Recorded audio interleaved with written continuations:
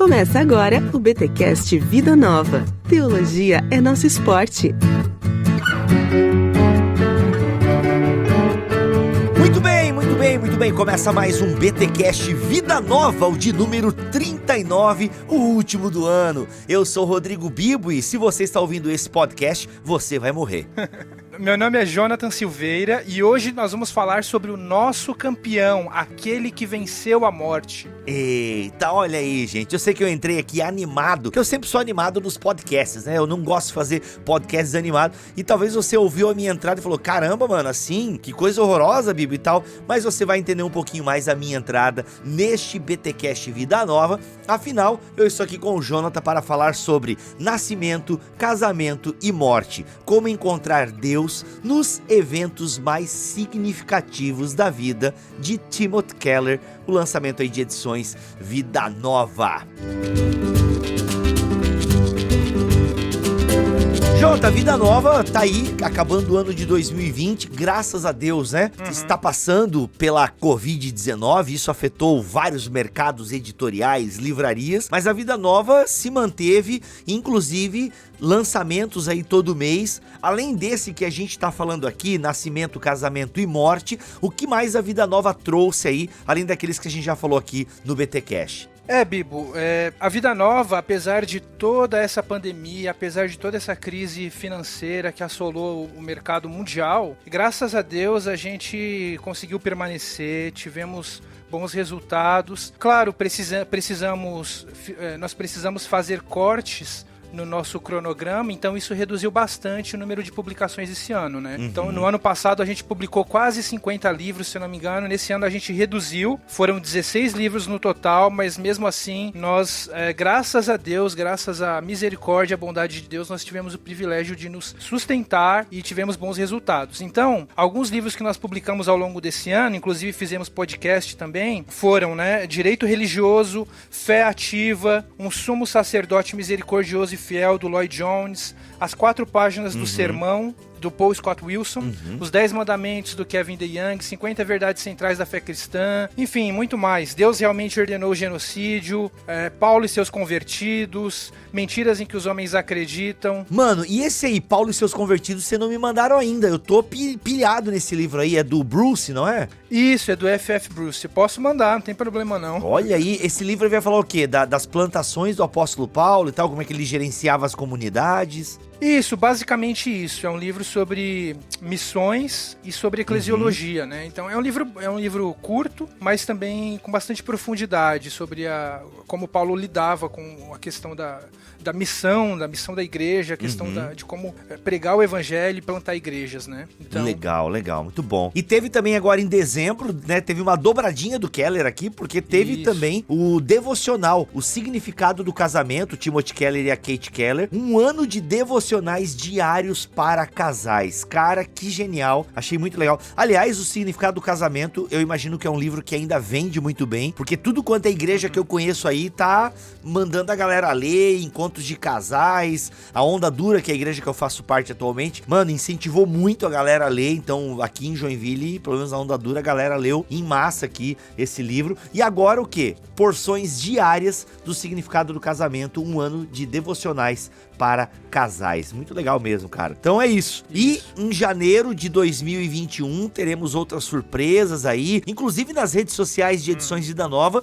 você já pode vislumbrar um pouco do que vem no ano que vem aí. Inclusive o Jonathan tá todo faceiro, que participou do projeto. Eu não vou falar que projeto que é esse, mas já está sendo divulgado aí nas redes sociais de Edições Vida Nova. Então se você quiser o link para ver aí o Instagram da editora, que é onde ela tem divulgado os lançamentos, aquilo que ainda virá, você pode acessar, o link está aqui na descrição deste BTcast. Mas vamos falar de morte, que o assunto é sério, e a gente precisa falar com clareza, transparência e de forma bíblico-teológica desse tema, e vai rolar agora neste BTcast Vida Nova.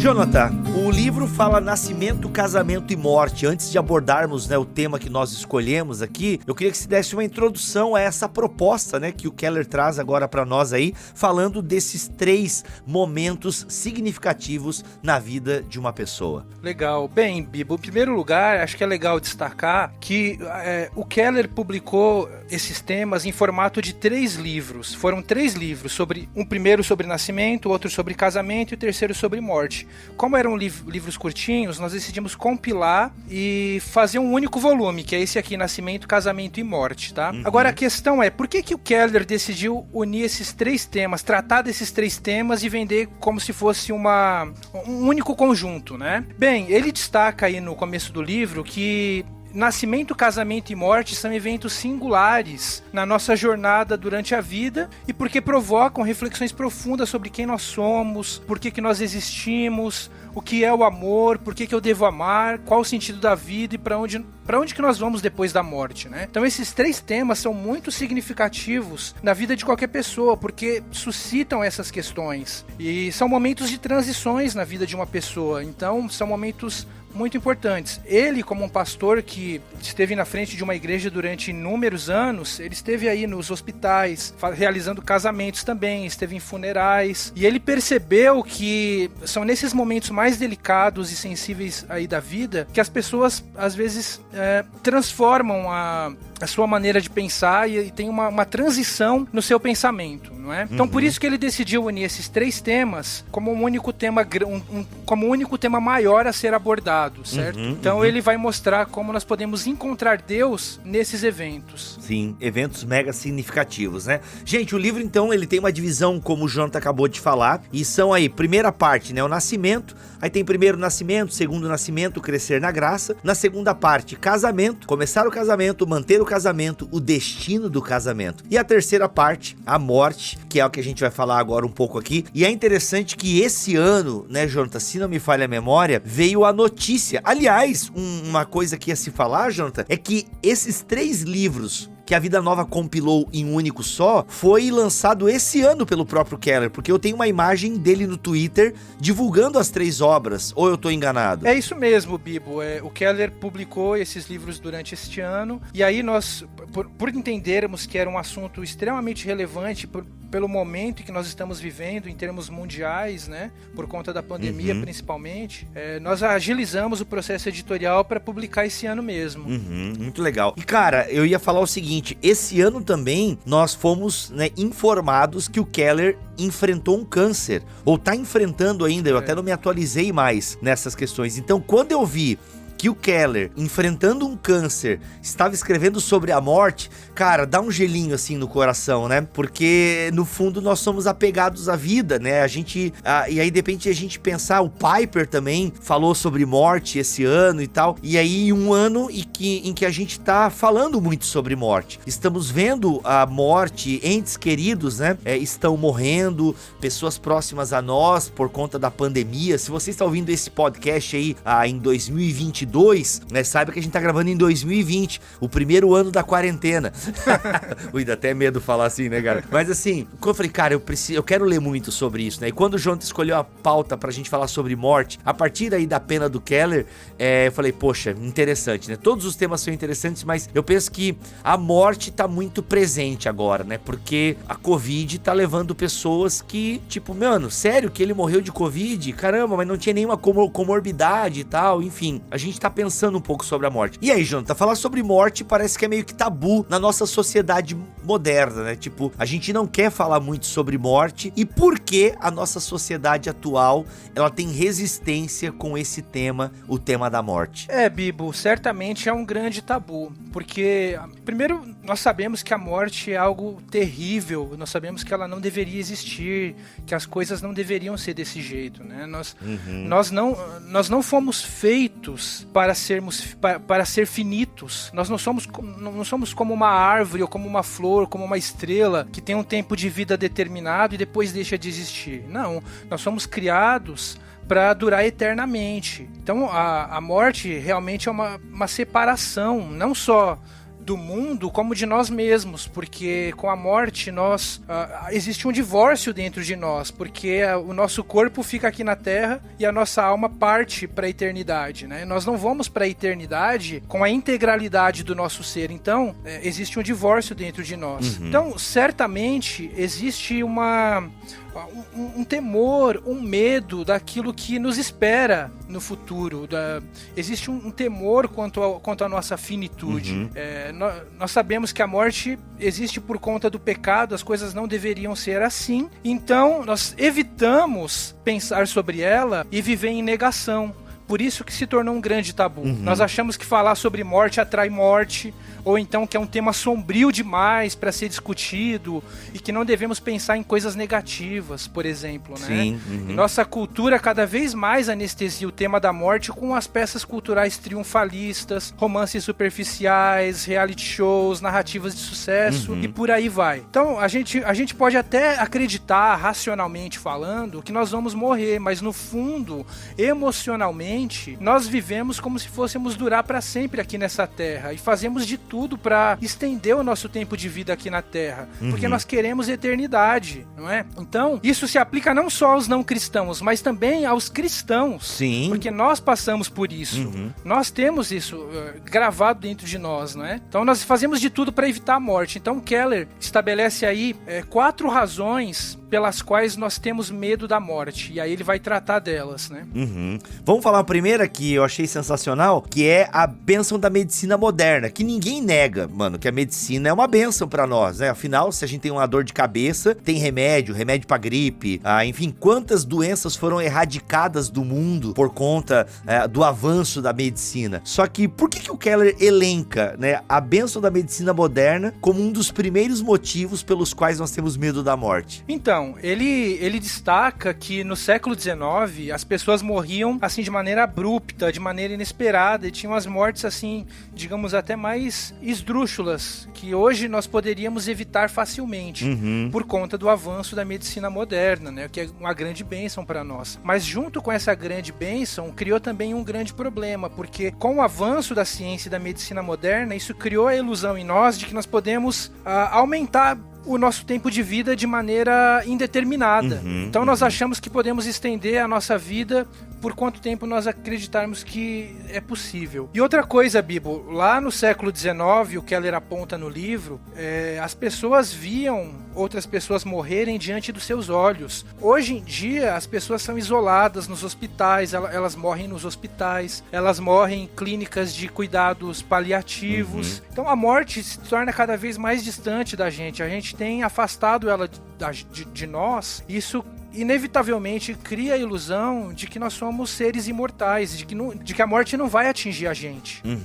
A própria questão do velório, né, antigamente aconteceu nas próprias casas e tal. Hoje até por medidas sanitárias, quem sabe acontece em locais específicos e tal. Agora tem um ponto, cara, que até o Keller não toca nesse ponto, até porque o que a gente tá lendo aqui sobre morte foi uma pregação que ele fez, né, no enterro, certo? Acho que, se eu não me engano, da cunhada dele. Então ele não toca em vários pontos. E eu gostaria de levantar um ponto aqui, Jonathan, que até eu nem sei se a gente vai conseguir sair desse caminho que eu vou colocar agora, mas eu acho interessante a gente trazer para reflexão aqui, que é o seguinte: até quando estender a vida? Até quando prolongar a vida? Que, se eu não me engano, dentro da bioética tem até um termo para isso, que é a distanásia. É a prática pela qual se prolonga, né, por meio de artifícios, enfim, você prolonga a vida de um enfermo incurável, sabe? Então, por exemplo, eu não queria ter que decidir, né? Tipo, a sua filha agora está nessa condição. Então a gente sabe que pessoas ficam em coma por longos anos. Algumas voltam, outras vegetam até ter alguma outra falência dos órgãos e por aí vai e tal. E aí a pessoa vem a óbito. Mas a distanásia, que é uma ferramenta que a medicina proporciona, ela nos dá essa sensação, assim, tipo, não, eu posso manter a vida. Por conta, né, da medicina, eu consigo prolongar ainda mais, sabe? Então é um dilema ético isso, o quanto eu devo. Por exemplo, eu lembro de um caso de um pastor que teve um câncer severo e eu lembro que a igreja na época gastou muita grana. E ele até teve um ano de vida a mais, sabe? Só que aí, pô, foi com qualidade. Gente, aqui eu não quero ser insensível. É claro que esse um ano que ele passou a mais com a família, eu não tô dizendo que não foi importante. Claro que é, a gente quer o nosso ente querido um pouco mais com a gente. Mas eu acho que o que o Keller tá trazendo aqui é que a medicina moderna também de alguma forma faz a gente se agarrar à vida e aí a gente vai aplicando os métodos e tipo assim, não deixa a pessoa ir, sabe? Então assim, não deixa a pessoa partir, porque não, qual é o recurso que eu tenho? É claro, gente, é claro que eu sei que se eu tivesse a minha filha, minha esposa ou meu filho numa situação dessa, talvez eu fosse usar mesmo os meus recursos até o final para descobrir o que é e como pode ser tratado e tal. Mas a gente precisa entender que às vezes a gente sabe, cara, a medicina ela só vai prolongar um pouquinho mais, mas a morte é inevitável. E acho que uma das reflexões que o Keller traz é: a morte é inevitável e a gente precisa entender isso. Cara, ele fala que o John Owen é aquele escritor puritano famoso, não é? Isso que ele mesmo, cita aqui. O cara perdeu o quê? 11 filhos, irmão? Que isso, velho? Que isso? O que alguém perder 11 filhos? Eu não faço nem ideia, sabe? Mas a medicina moderna e a nossa cultura, ela faz a gente não enxergar com certa naturalidade a morte. Isso é fato. Qual é outro ponto que o Keller traz? Ô Bibo, só queria voltar um pouquinho no que você me tocou aí, nesse assunto que você tocou aí, sobre a... Até porque eu falei sozinho, né? Sobre a questão ética envolvendo a ciência, né, no prolongamento da vida. Você estava comentando, e eu estava me lembrando, por exemplo, da prática daquela prática chamada criogenia, né? A pessoa morre, e aí ela é colocada numa cápsula em baixas temperaturas, e ela fica lá com o corpo conservado para que no futuro, se houver uma descoberta de como ressuscitá-la, então ela tá lá disponível para isso. Mano, pera aí, me atualiza. Isso é verdade mesmo? Eu achei que era só ficção científica, tipo o Demolidor com o Sylvester Stallone. Tá rolando isso mesmo? Eu achei que era Black Mirror, tá ligado? Tipo San Junipero. Eu achei que era alguma coisa assim. Tu tá de sacanagem que isso existe, meu Deus. Mas é uma coisa de milionários, é extremamente caro. Tem algumas pessoas que fazem isso, né? E estão lá com os corpos conservados aguardando uma possível resposta, uma possível solução pro caso deles, né? Vai que no futuro a ciência descubra um meio de ressuscitá-los. Olha, né? só. Então existe isso. E além disso, tem um debate muito presente e atual hoje em dia, que é a questão do transhumanismo. Sim. Que é a modificação do corpo por meio da tecnologia, de modo a perpetuar a nossa existência. Então, se você... Homo Deus o Harari. Exatamente isso. Você pode substituir um órgão ou um membro do seu corpo por uma peça forjada pela tecnologia humana. E inclusive acabou de sair um jogo de PlayStation e Xbox e para PC também chamado Cyberpunk. Talvez você tenha visto. Sim, que a ideia... Sim, Ozob. Exatamente. O Ozob tá lá. E a ideia é justamente essa, né? De tratar o assunto do transhumanismo. Sim. Enfim, é um assunto presente que deve ser abordado de uma maneira cuidadosa e delicada.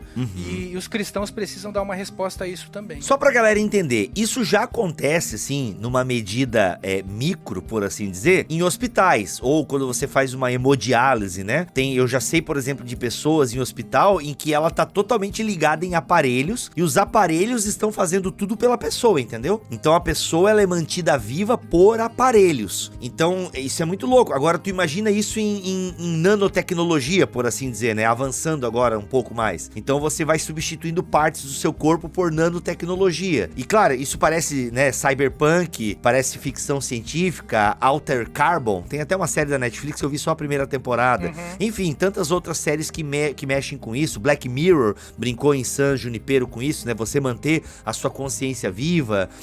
Enfim, cara, mas a arte, de alguma forma, ela é meio profética, né? A arte, de certa forma, ela acaba sendo meio profética e a medicina caminha pra isso. A medicina, ela caminha pra isso e essa ideia de que você vai ter essa fusão, né? Do humano com o cibernético, do humano com o digital, isso, né? Essa data science aí tá crescendo pra caramba e a gente não tem ideia de onde vai chegar. A verdade é o seguinte, eu costumo brincar não, né? Eu costumo dizer que a humanidade quer voltar pro Éden.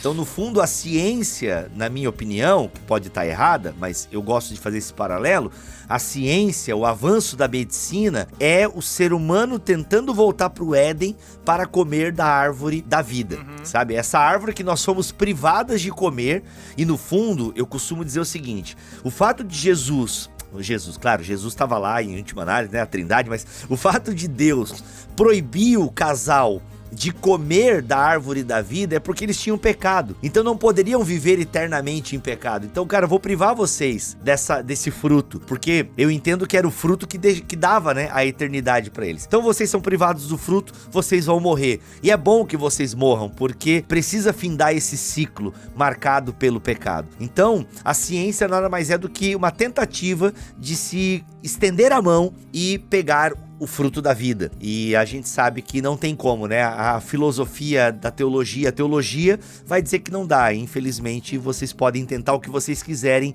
mas a morte é inevitável. É, isso mesmo. O outro ponto que o Keller levanta como sendo um grande motivador para que as pessoas tenham medo da morte é a busca pela felicidade de modo desenfreado. A busca desenfreada pela felicidade faz com que as pessoas tenham medo da morte. A nossa cultura é profundamente secularizada. Isso significa que ela tem excluído Deus cada vez mais do âmbito público e do âmbito privado. Se não existe um Deus, consequentemente não existe transcendência, não existe vida após a morte, não existe um céu. Então, se Deus não existe, se não existe um céu, então eu tenho que buscar o sentido último da minha vida aqui na Terra, aqui e agora. Se não há o imaterial, eu devo buscar me satisfazer com o material o máximo que eu puder. Então, nesse cenário, o transcendente dá lugar ao imanente, como o verdadeiro propósito da vida. Nós dizemos a nós mesmos que devemos fazer o máximo para ser felizes, porque afinal, como diz aquela expressão em inglês, you only live once, nós só vivemos uma vez, então devemos desfrutar dessa vida o máximo que pudermos. É sexo, droga e rock and roll. Olha aí. Inclusive o Keller cita um pensador, que eu não vou me arriscar a citar o nome do cara aqui, porque sei lá como é que se pronuncia o nome desse cara. Imagina, o nome do cara começa, gente, com S, H e W. Me diz como é que se pronuncia. Schroeder, sei lá. Eu vou falar de Schroeder aqui, ok? Página 164. De acordo com Schroeder, para as pessoas de hoje, o sofrimento é separado da estrutura narrativa da vida humana. Uma espécie de ruído, uma interferência acidental no drama da vida do sofredor. O sofrimento não tem nenhuma relação inteligível com a trama, exceto como interrupção caótica. É o que a nossa sociedade faz com o sofrimento. Ela extirpa, a gente não tem a narrativa do sofrimento. Ou se fala de sofrimento, por exemplo, a gente tá vendo o sofrimento do mundo agora, mas mesmo no sofrimento do mundo, a gente tenta manter a positividade, né? Eu digo, até os cristãos, infelizmente, vem muito com essa teoria, com essa ideia dessa teologia good vibe, e vamos sair dessa, e Deus vai mandar esse corona pra lá agora e tal. Então a galera sempre no good vibe, né? Sempre pra cima, sempre, não tem espaço. É o que o Marcos Botelho fala muito, né? Até na liturgia hoje em dia de muitas igrejas, não há espaço pro lamento, porque o culto é sempre numa vibração pra cima, entendeu? E pai, já começa pilhado, o louvor pilhado, a pregação, exatamente como eu tô falando com vocês aqui agora, gravando esse podcast na animação. Eu tô até me afastando do microfone pra não estourar, porque eu tô pilhado e o culto termina pilhado e louvorzão e pai pra cima e vamos lá, pai, entendeu? É assim, não há espaço pro lamento, não há espaço. E a sociedade vive assim, entendeu? É um entretenimento atrás do outro, uma coisa puxa a outra, é uma dose atrás da outra, entendeu? É viva a vida agora e tal, e carpe... Cara, aliás, alguém me corrige aí nos comentários, ou se o Jonathan souber, mas até a frase carpe diem que a gente usa, né, que é viva bem o hoje e tal, se eu não me engano foi uma frase falada num contexto de que, cara, a morte tá chegando, a guerra tá chegando até nós, então viva hoje e tal. Se eu não me engano, e alguém me corrige aí, galera, porque eu não lembro onde eu ouvi isso e eu posso estar errado, mas é isso, a galera tá, vamos viver, comamos e bebamos, pois amanhã morreremos. Mas o fato é que na nossa cultura é comamos e bebamos, o quê? Cara, para de falar de morte, velho. Você tá doido? Exatamente. É muito curioso porque, como você mencionou, a nossa cultura tenta afastar essa noção de morte o máximo que ela puder. Então, nós vivemos anestesiados em relação à realidade do sofrimento e da morte. Uhum. Mas quando ela chega para nós tomamos um choque. Nós não estamos preparados para ela. E esse é o grande problema da narrativa secular. Porque quando realmente vem a morte, ela não consegue oferecer uma narrativa que ofereça consolo. Uhum. Que resposta uma pessoa secularizada dá para uma pessoa que acabou de perder um ente querido? Não há nenhuma resposta que console aquela pessoa, porque, de acordo com a narrativa secular, nós simplesmente vivemos, nós simplesmente existimos, morremos, e quando morremos deixamos de existir. Não existe nenhum consolo, ela não pode oferecer consolo. Uhum. Enquanto no cristianismo a morte é só o primeiro capítulo da nossa vida, cuja história se prolonga pela eternidade, no secularismo a morte é o capítulo final e absoluto. No cristianismo nós somos aquela semente que nasce depois que morre. E no secularismo nós somos apenas adubo para plantas e nada mais do que isso. Nós nascemos, vivemos, morremos e viramos adubo para grama. Viramos adubo para grama. Comida de minhoca. Comida de minhoca, ou então para os gnus comerem no círculo da vida, como diz lá no Rei Leão, né?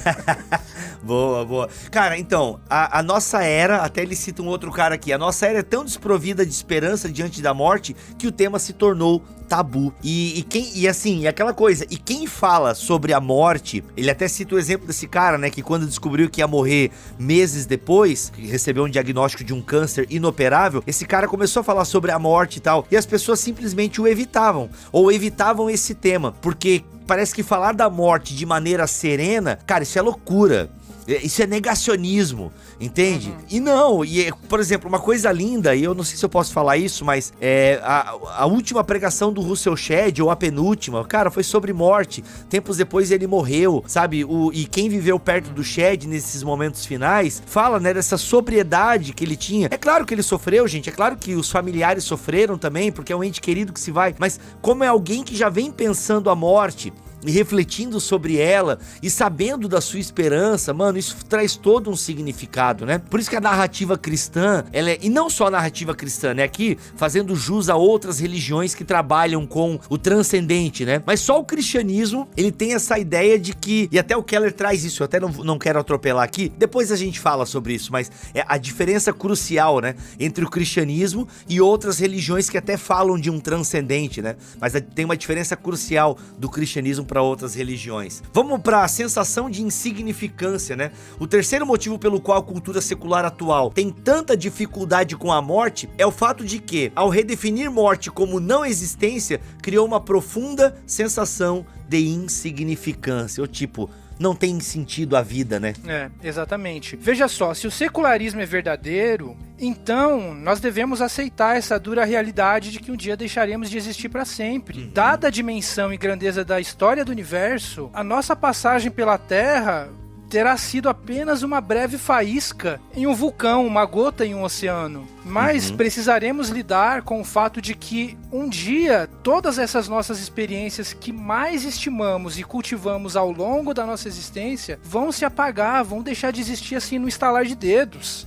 Não é? Toda aquela beleza que nós apreciamos, todos aqueles sabores que nós sentimos, todas as risadas, todos os filmes que nós assistimos, as músicas que nós ouvimos, os livros que nós lemos, todos os nossos amigos que nós tivemos, os filhos, os cônjuges, os parentes, simplesmente se reduzirão a poeira estelar. O show acabou, desceu as cortinas, não existe mais nada. Essa é a dura realidade que nós temos que enfrentar se o secularismo é verdadeiro. E essa ideia de efemeridade e vazio, ela nos assombra e revela a nossa insignificância. Por isso que gera medo.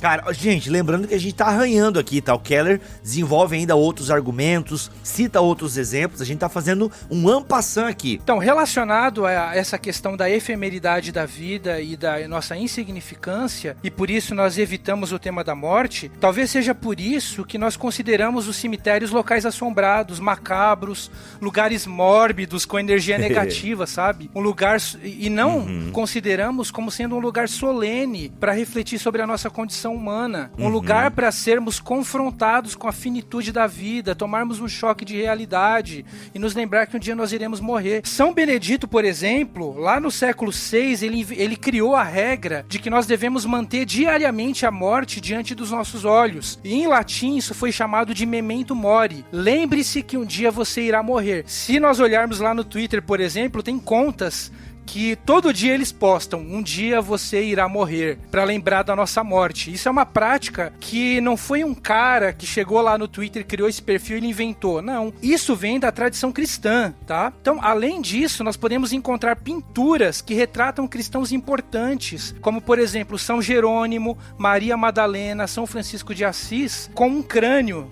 nas pinturas. Na pintura de Caravaggio, por exemplo, São Jerônimo tem um crânio na mesa enquanto ele escreve, para se lembrar de que a morte está diante dele. E existem capelas no mundo, como por exemplo em Portugal, que é composta de inúmeros ossos. E logo na entrada está escrito bem assim: nós ossos que aqui estamos, pelos vossos esperamos. Lá em Roma tem a cripta dos frades, e logo na entrada também está escrito assim: o que você é agora, nós éramos uma vez. O que somos agora, você será. Eita. Ou seja, longe de ser uma prática mórbida e de tolher a nossa alegria, essa tradição cristã do memento mori ajuda a gente a lembrar o sentido da vida e ajuda a gente a viver melhor, porque nós lembramos que a morte não é o fim. Embora nós vamos morrer um dia, nós sabemos que ela não é o fim. Caramba, muito bom. O quarto motivo pelo qual temos dificuldade com a morte hoje em dia é a perda das categorias de pecado, culpa e perdão na cultura moderna. Como assim? Porque essa é uma crítica que o Nietzsche faz, tal, né? Os sacerdotes inventaram um pecado aí pra dominar o povo. Mas o que ela quer dizer com esse quarto motivo pelo qual nós temos dificuldade com a morte, que é a perda das categorias de pecado, culpa e perdão? Isso também é muito curioso, porque a nossa cultura, ela tratou de eliminar a palavra pecado do vocabulário, porque acredita que a ideia de pecado foi inventada pela religião, pelo cristianismo, para oprimir as pessoas de fazerem aquilo que elas querem, sabe? De oprimir os nossos desejos.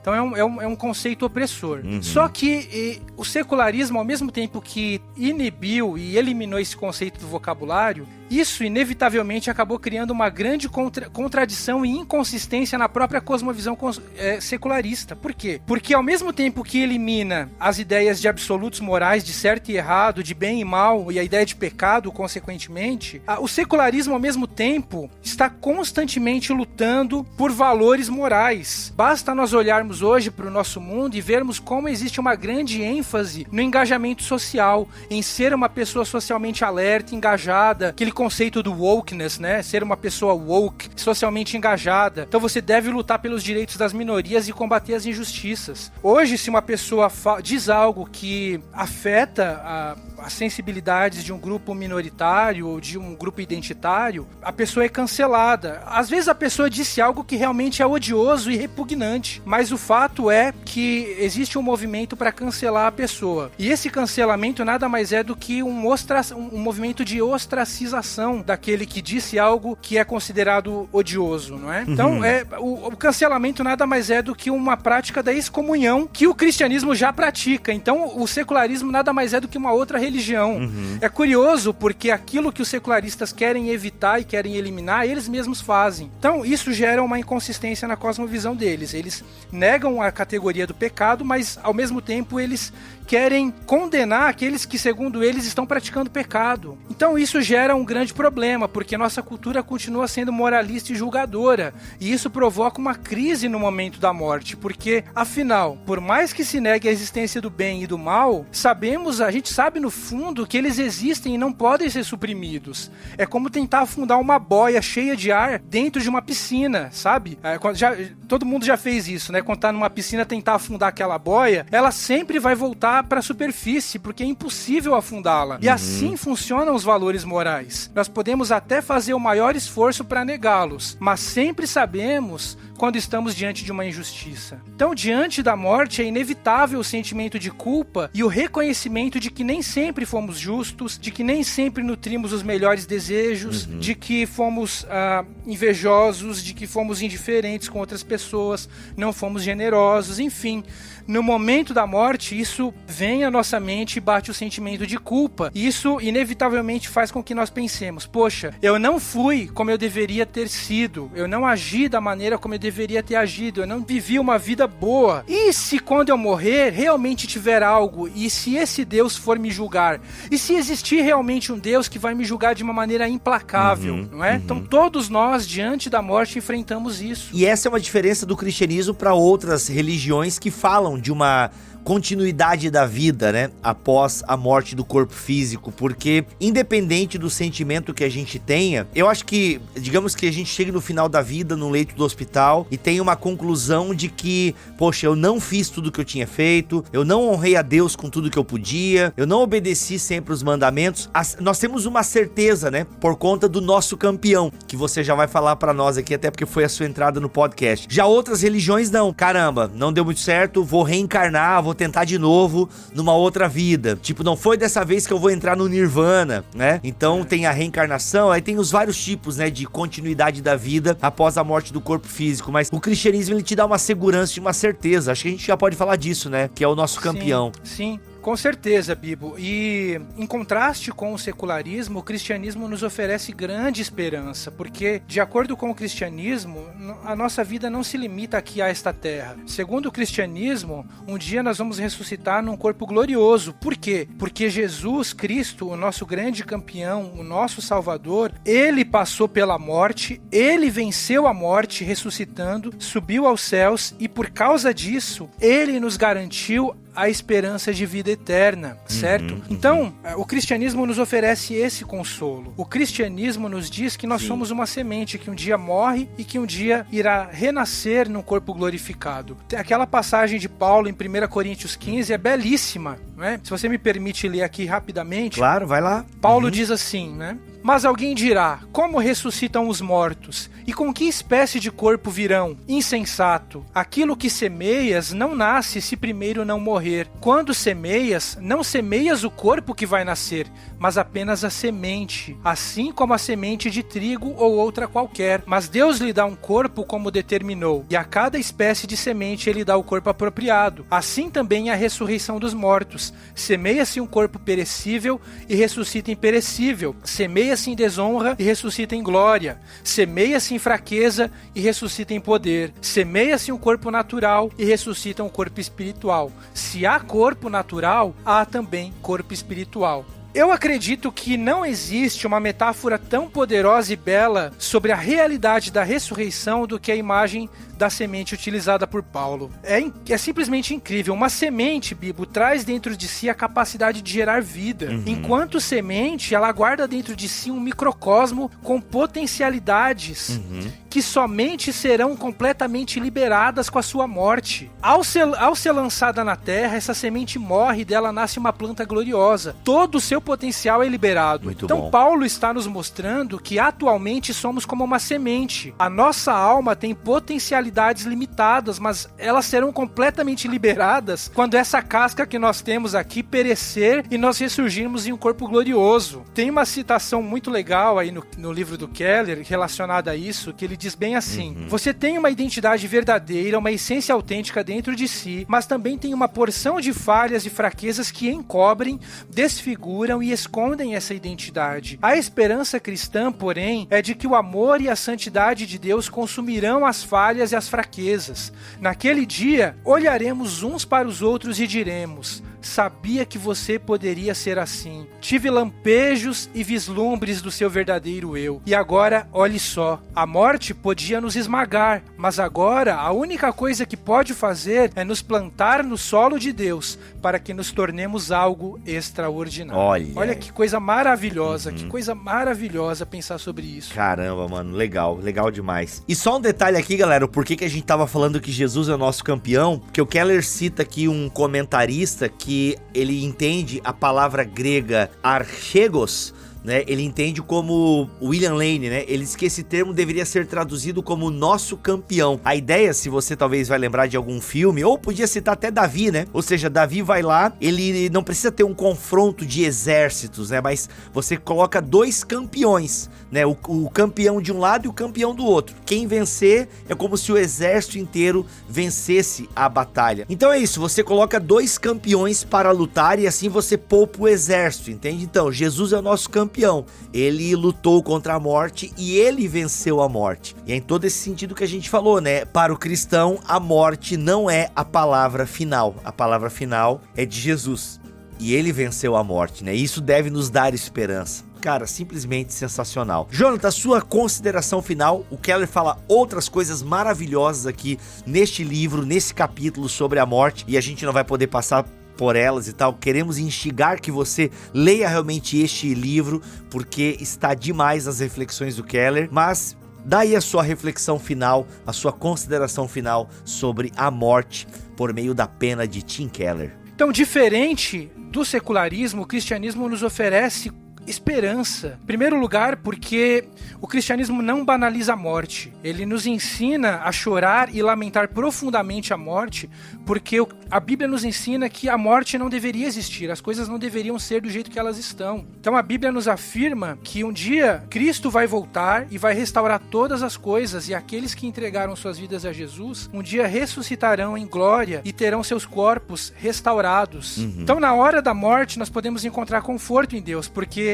aqueles que entregaram as suas vidas a Deus, suas vidas a Cristo, estão nas mãos daquele que venceu a morte. E assim, Ele, o próprio Cristo, nos toma pelos braços, atravessa o rio conosco e nos leva ao nosso lar eterno. Porque nem a morte pode nos separar do amor de Deus que está em Cristo Jesus, nosso Senhor, como diz o apóstolo Paulo. Muito bom, gente. É isso então, gente. Falamos um pouquinho sobre morte. É um dos capítulos do livro Nascimento, Casamento e Morte. Como encontrar Deus nos eventos mais significativos da vida, de Tim Keller, lançamento de edições Vida Nova. E se você quiser adquirir este livro, este livraço, Sensibilidade, Teologia, Bíblia, tá aqui dentro. Se você quiser e puder adquirir, o link está aqui na descrição deste episódio. Olha só, se comprar na Amazon ainda, capaz de chegar antes do Natal ou antes das suas férias, e tá aí um baita livro para você ler nas suas férias e pensar sobre isso. São temas fundamentais e a gente precisa encontrar Deus nesses temas. É isso, Jonathan. Obrigado pela tua presença aqui em mais um BTcast Vida Nova. Até ano que vem, se Deus quiser. Valeu, Bibo. Muito obrigado. Foi um prazer poder participar de mais um BTcast Vida Nova. E se Deus quiser, ano que vem estamos juntos novamente. É isso, gente. Vamos ficando por aqui. Desejo a todos vocês um Feliz Natal, um ano novo abençoado. E voltamos ano que vem, se Ele quiser e assim permitir. Fiquem todos na paz do Senhor Jesus. Na verdade, só aqui entre nós. É o BTcast Vida Nova que eu tô falando. Porque... não, essa semana também saiu o último BTcast, é verdade. Então é isso, gente. É Feliz Natal mesmo pra vocês, tudo de bom. A gente volta final de janeiro, se Deus permitir, tá bom? Valeu, um abraço, fiquem todos na paz do Senhor Jesus.